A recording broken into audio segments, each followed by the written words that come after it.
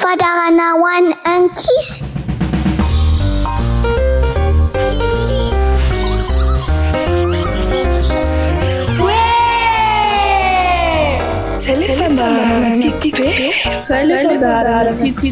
Ianarana soratra masina.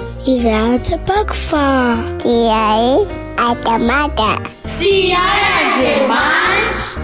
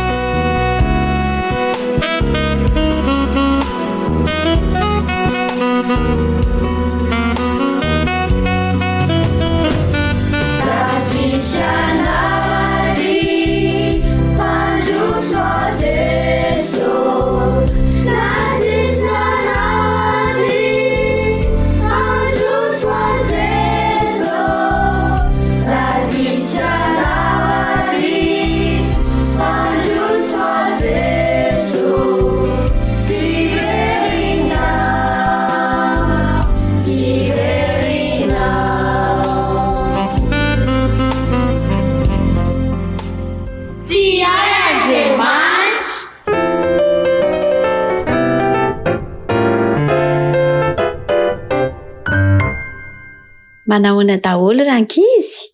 Salama tsara ve nareo any amin'ny tokantrano misy anareo tsirairay avy any?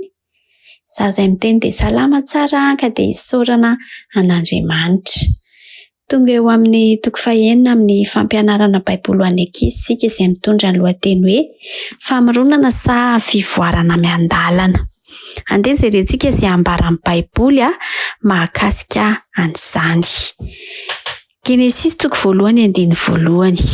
Tonga dia any ankizy rehetrarehetra izany toko sy andiny izany. Andeha arany hiaraka hanao tsy anjery izany tsika rehetra ary hoe isa roa telo.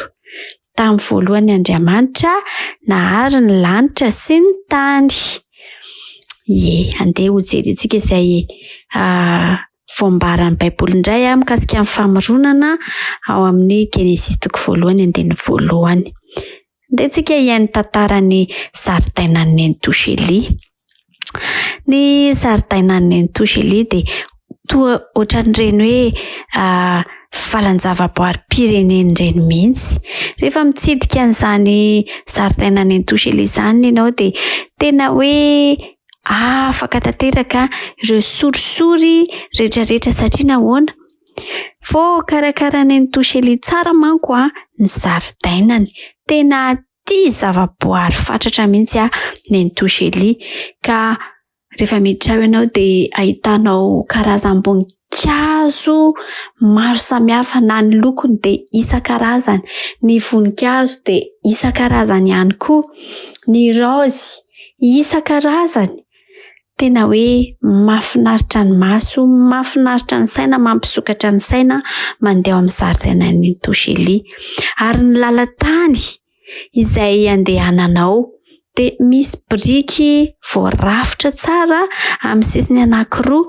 Iny lalantany kely iny rehefa tohizanao dia miafara ery amoron-drano, mangatsiatsiaka, fialan-tsasatra, mikorina, feno trondro ao anatin'ilay rano mikorina.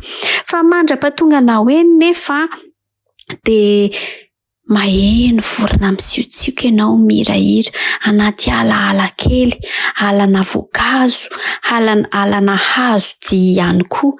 Misy karazan-kazo, misy karazana voankazo ary feno lolo maniditsidina eny amin'ny lalana izay alehanao, izay mitety an'ireo voninkazo sy voankazo mandra-pahatonga anao eny amoron-drano. Tena hoe mitsangatsangana anaty valan-javaboary-pirenena. Raha ohatra ka mpandoavin'ny Tosely vola ny olona izay miditra ao amin'izany zaridaina izany dia tena inoana azo antoka mihitsy fa antapitrisany maro any vola, antapitrisany dolara mihitsy ny vola azon'ny Tosely amin'izany.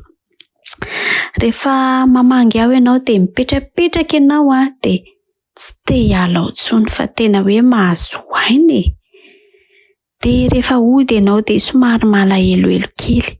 Saingy omen'ny Tosely fehezam-boninkazo mahafinaritra maro be ianao sady mipitsipitsika izy hoe raiso fa fanomezana avy amin'Andriamanitra reto. Dia mitsiky ianao dia mitondra souvenir mody avy any amin'ny Tosely. Eo am-pitantarana aminareo dia ohatran'ny mahasary an-tsaina ny zaridaina nomanin'Andriamanitra ho any Adamaseva. Andeha hoe jerentsika ny Genesis 1:1.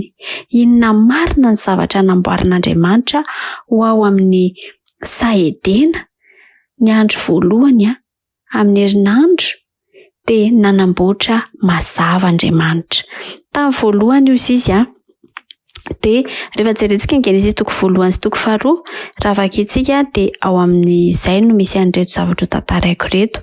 Tamin'ny voalohany izy dia tsy nisy endrika sady foana ary voadidin'ny aizina ny tany. Dia nanamboatra mazava aloha Andriamanitra mba hampazava azy. Ozy fotsiny izy hoe misy mazava dia nisy ny mazava. Andro voalohany izay. Ny andro anankiray dia 24 heures izay antsoina hoe Yom. Rehefa misy isa voafetra eo akaikin'ilay hoe Yom dia nombre défini dia iray ny dikany izay hoe 24 heures izany. Tao anatin'ny 24 heures Andriamanitra nanamboatra ny mazava. Andro faharoa ny habakabaka izay nampisaraka ny tany sy ny lanitra. Mbola mitovy ihany, misy izay foana no teny nampiasaina n'Andriamanitra hanamboatra ny habakabaka. Andro fahatelo, misy zava-maniry. Ireo tany ireo no namoaka zava-maniry avy ao anatiny. Nivoaka ny zava-maniry, nivoaka ny hazo, nivoaka ny zavatra rehetrarehetra dia nivoaka avy ao anatin'ny tany. Ny andro fahaefatra dia mbola hoy izany Andriamanitra hoe misy famantarana eny amin'ny lanitra. Dia nisy ny volana, dia nisy ny kintana, dia nisy ny masoandro izay manamarika ny vanim-potoana tsirairay avy. Ny andro fahadimy indray dia hoy Andriamanitra hoe misy biby ao anaty rano araka ny karazany avy, dia feno trondro, feno zava-mananaina ny rano sy ny ranomasina. Ary misy vorona, misy zavatra biby ihany koa eny amin'ny habakabaka. Dia nisy vorona naniditsidina eraky ny habakabaka. Avy any anatin'ny ny rano no namoaka biby ary ny rivotra teny ambony teny no namoaka ny vorona. Fahaenina dia misy biby vaventy araka ny karazany avy. Dia nisy ny biby mandeha tongotra efatra, nisy ny biby mandady sy mikisaka, nisy ny biby araka ny karazany avy tamin'ny andro fahaenina. Ary mbola tsy ampy hoy Andriamanitra hoe andao tsika hanamboatra olona. Dia ny volavolainy ny tany manga ho tonga olombelona, ho tonga olona aloha. Dia rehefa ny fofoniny ny vavorony dia lasa olombelona izany. Tsy niteny izy hoe misy olombelona. andro fahenina izay zavatra izay tena mitovy tanteraka tao anatin'ny 24 heures daholo izay rehetr'izay. Nametraka fifandraisana tamin'ny olombelona izy tamin'ny andro fahafito. Tena hoe tian'Andriamanitra ny zanak'olombelona. Jaona 1:4-9 dia miteny an'izay hoe namorona antsika Andriamanitra satria tiantsika izy, tia ny zara ny tany iray manontolo amintsika. Salamo 7:3-9 dia miteny hoe ny teny Andriamanitra dia nisy ny lanitra sy ny tany sy izay rehetra ao aminy. Tena be fitiavana ilay Andriamanitra ary nanome ohatra ho antsika izy hoe rehefa amin'ny andro sabata dia mitsahatra. Dia ny Ioby sy ny Dera niaraka tamin'ny Adama sy Eva izy tamin'izany andro fahafito izany. Inona izany no ataontsika ihany koa rehefa andro fahafito? Tokony hitsahatra ohatra ny Adama sy Eva ve sa hoe afaka mitsahatra tsika Alahady, afaka mitsahatra tsika Alatsinainy amin'izay fotoana mamety antsika e? Tsy nanao an'izany Andriamanitra hoe Alahady dia nitsahatra kely, Alarobia dia nitsahatra kely, fa novitainy manontolo ny tany sy ny lanitra dia nitsahatra izy. Ka izay no modelintsika, andeha hitsahatra. Inona moa ilay andro fahafito e? Ny andro voalohany amin'ny herinandro no andro nitsanganan'i Jesosy tamin'ny maty, Alahady io. Ka inona izany ny andro fahafito? Ny andro voalohany Alahady, andro faharoa Alatsinainy, andro fahatelo Talata, andro fahaefatra Alarobia, andro fahadimy Alakamisy, andro fahaenina Zoma, dia ny andro fahafito izany dia ny Sabotsy. Ka noho izany dia amin'ny andro fahafito ny Sabotsy izany no fotoana hitsaharan'ny olombelona. Andaontsika hivavaka fa mahafinaritra loatra izany zavatra nataon'Andriamanitra ho antsika izany.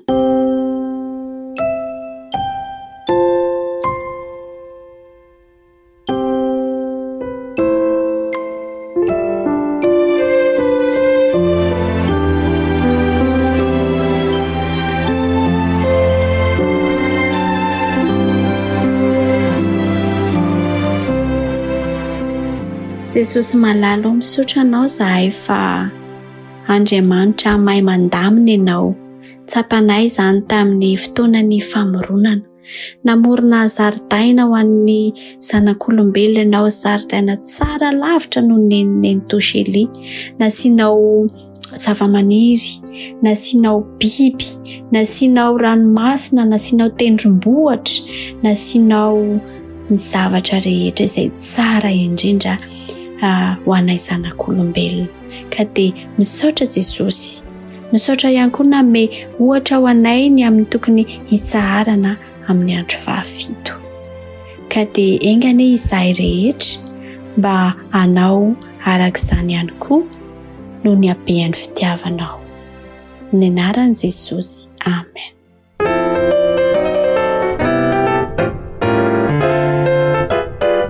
Na hainao teo? Fadarana ho an'ny ankizy. Tsy hay Andriamanitra.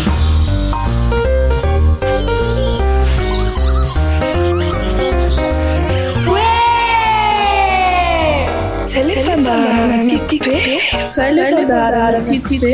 Ianarana soratra masina. Izahatra bako fa iay atamata. Tia Andriamanitra. Tia Andriamanitra. Tia Andriamanitra. Tia Andriamanitra. Tia Andriamanitra. Tia Andriamanitra.